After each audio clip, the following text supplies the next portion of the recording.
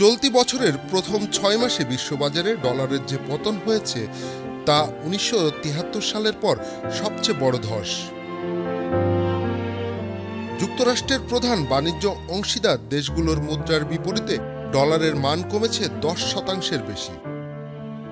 যুক্তরাষ্ট্র মুদ্রা ছাপানোর ক্ষেত্রে স্বর্ণমান থেকে বেরিয়ে আসার পর ১৯৭৩ সালে ডলারের বড় ধরনের দরপতন হয়েছিল। স্মরণে রাখা দরকার, ওই সিদ্ধান্ত ছিল যুগান্তকারী ঘটনা। এরপর বৈশ্বিক আর্থিক ব্যবস্থায় ডলারের মান ও ব্যবহার বেড়ে যায়। এবারের প্রেক্ষাপট ভিন্ন।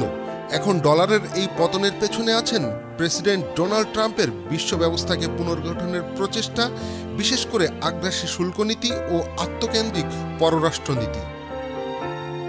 যদিও ট্রাম্প পুনর্নির্বাচিত হওয়ার পর ডলার ঊর্ধ্বমুখী ছিল, বিনিয়োগকারীদের ধারণা ছিল ট্রাম্প ব্যবসা বান্ধব ও প্রবৃদ্ধিমুখী। এমনকি যুক্তরাষ্ট্রে বিনিয়োগ করা হলে বিপুল সুবিধা দেওয়া হবে বলেও ঘোষণা দিয়েছিলেন, কিন্তু সেই আশা স্থায়ী হয়নি। জানুয়ারির মাঝামাঝি ট্রাম্প শপথ গ্রহণের সময় ডলারের সূচক সর্বোচ্চ জায়গায় পৌঁছার পরই পড়তে শুরু করে। বিশ্লেষকরা বলছেন, বিশ্বজুড়ে বিনিয়োগকারীরা এখন ধীরে ধীরে ডলার ও যুক্তরাষ্ট্র ভিত্তিক সম্পদের বিকল্প খুঁজছেন। যদিও অনেকদিন ধরে বৈশ্বিক বিনিয়োগের নিরাপদ গন্তব্য ছিল যুক্তরাষ্ট্র। অস্থিরতার সময় বিনিয়োগকারীরা সাধারণত স্থিতিশীল সম্পদে বিনিয়োগ করেন, কিন্তু বর্তমানে ডলার নিয়ে যে অনিশ্চয়তা তৈরি হয়েছে তাতে এই মুদ্রা আরও দুর্বল হচ্ছে। ডি-ডলারাইজেশন। রাশিয়া ইউক্রেন যুদ্ধের সময় যুক্তরাষ্ট্র রাশিয়ার ওপর শত শত নিষেধাজ্ঞা আরোপ করে।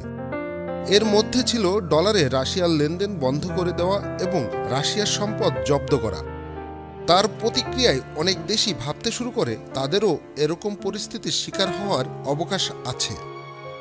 ডলারকে এভাবে অস্ত্র হিসাবে ব্যবহার কেউ ভালো চোখে দেখেনি। ফলে অনেক দেশই ডলার ভিন্ন অন্য মুদ্রায় লেনদেন বৃদ্ধি করে, যাকে বলা হয় ডি-ডলারাইজেশন। যদিও বিশ্লেষকরা বলছেন সম্পূর্ণ ডি-ডলারাইজেশন এখনও বহুদূরের বিষয়। Mahbub Morshed, Channel I online. Bundle থাকলে প্রতি সেনমানিতে টাকা বাঁচবে। বিকাশ সেনমানি বান্ডেল কিনে জিতুন প্রতি লেনদেনে।